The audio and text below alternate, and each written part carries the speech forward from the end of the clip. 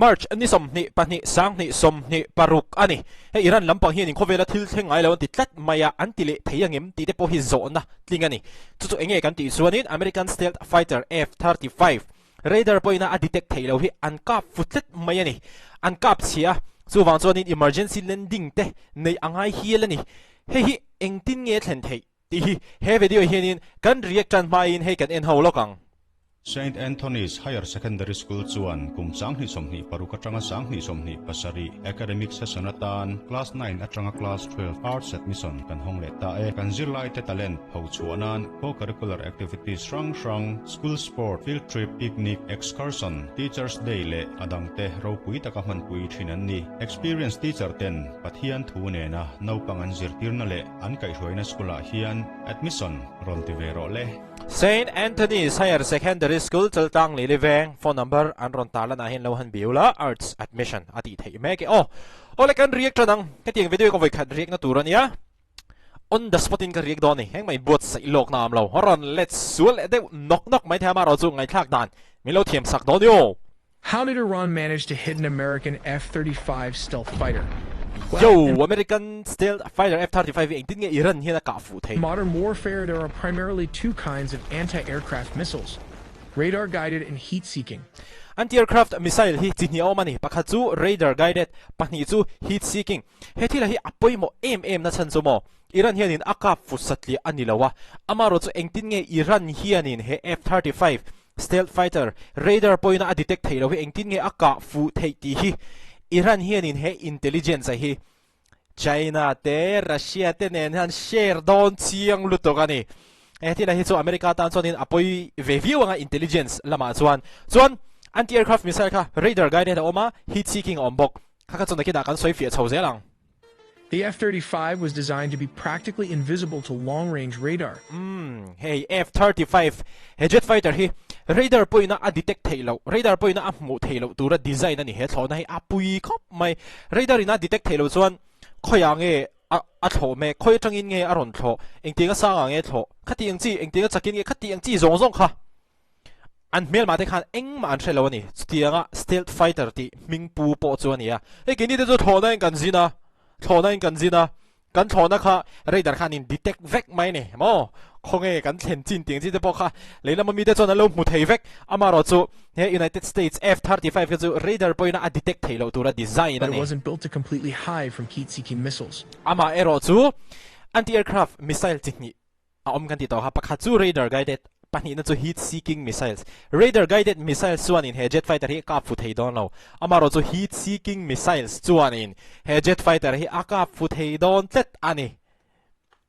So how exactly did Iran missile manage to bypass the stealth technology of the US F-35? Well, the secret lies in a major vulnerability, that is its heat signature. Its Heat signature hey apoi mo khop mai chan chu jet fighter hi a jet engine hi asalut tukani a jet engine atang hianin salutuk khami e asa akha heat guided missiles khatiang missile radar po mang nilo hey jet engine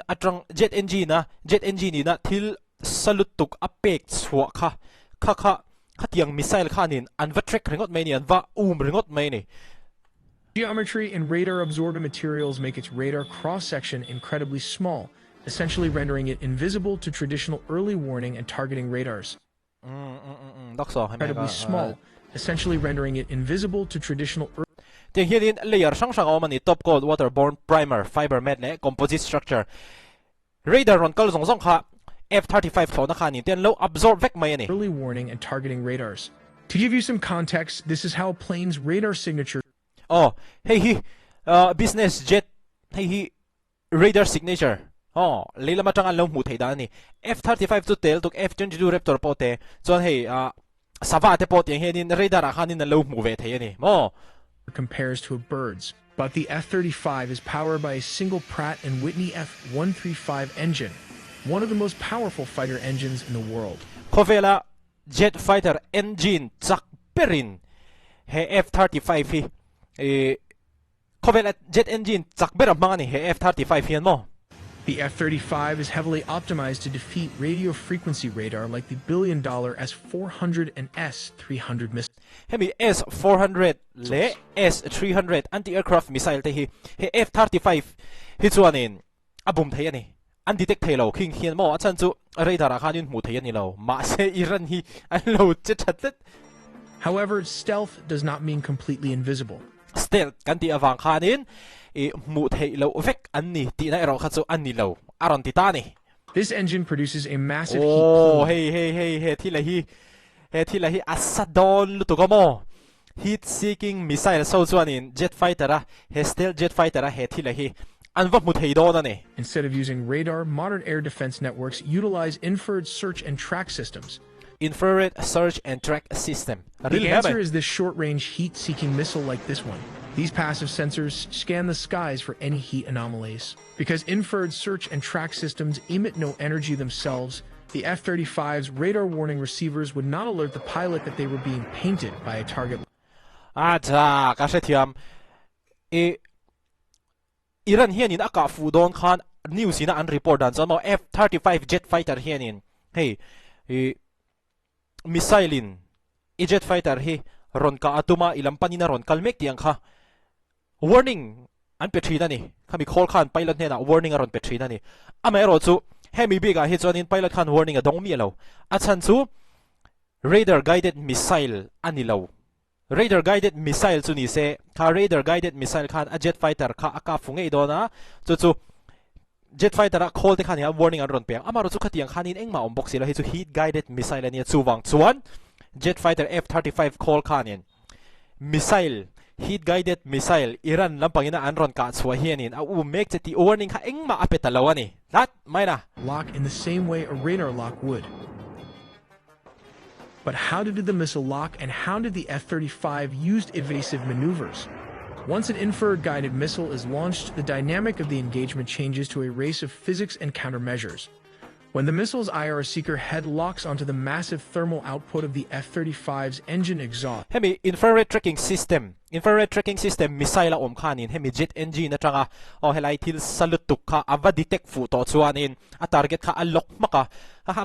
heat guided missile khanin vengar mai ni he jet fighter himo. But the detection the F-35 is equipped with a distributed aperture system. He F-35 hi camera paruk mga thuam ani ya omsi chu camera paruk mga thuam ni pejonin a khoilai pokhi movek thedon ni jet fighter pilot khian mo jet fighter a chung a hnuai a sir a nung a ma a movek thedon ama ro chu iranianin an ka fuvele thei tat lai hi amma kani F-35 he jet fighter hi a bon tru mai sia 6 infrared cameras positioned around the aircraft that provide a 360-degree spherical view. The distributed aperture system detects the intense heat signature of the incoming missile's rocket motor and instantly alerts the pilot. Ti chuanin khami missile kha avat nai to lutuk nalama hey avat nai te khana vom to missile kha jet fighter nai lutuk khana vom to khati nai lutuk ka om nuwa chi khanin hey cockpit atangin warning pilot nen aron petani. To break the lock, the pilot executes high-G evasive maneuvers while simultaneously deploying flares. If the missile tracks Hetiang flares himo helai jet fighter jet engine na heat signature apek so ipo hianin hetiang flare jet fighter ina ati so hi asade zo kani chuwang chuanin missile tamtak chuanin hetiang heta atir khan helai ami infrared tracking system khanin atira khan jet fighter kha a target kha balok ma se IS sajok heat signature sajok kha jet fighter ina ati swato wang khanin kami heat guided missile khan khatiang kha ava targeta chuanin apuak ta theina ne the flares but is already within a lethal radius, its proximity fuse will trigger the warhead. The resulting shrapnel and shockwave can cause significant damage. khatiang khanin heat seeking missile khan jet fighter kha ava nai towa an nai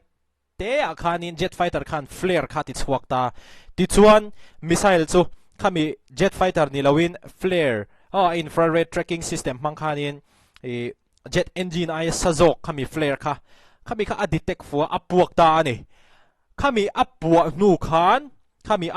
khan missile them tam tak khanin jet fighter taksa kha anvati chedon ti na ani Damage to the aircraft's control surfaces, stealth coating, or internal systems without scoring a catastrophic direct hit. Jet fighter kha khatiang missile them tam lu tu kha na vati chia Iran hianin kan hre tu F35 jet fighter hi akap thalo amaro chu aka chiat saka chuwan chuanin manmo takin emergency landing ane yangai pha hi apoi mo khop mai he intelligence hi Iran hianin Russia te China te North Korea te ponyang he intelligence hi chu an share rin oma America tan po he thila hi chu ai thale zual zoka in upgrade nan an mangne na rin oma ni American lampang pon mo, which perfectly aligns with reports of the F-35 sustaining damage but safely executing an emergency landing. But when are flares? These pyrotechnic countermeasures are made of magnesium or other combustible. Kami kha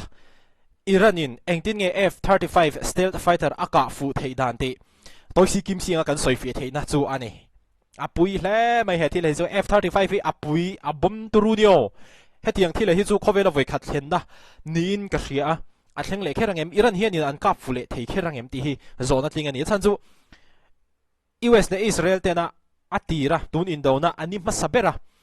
Iran an benan khan he F-35 an mangani an mangun lutuk bom thak nan te an mangun lutuk he F-35 hi tun thlengin ka fu theira ni lo maro chu nimin pialo khanin Iran khan ka fu ve tlat mai ni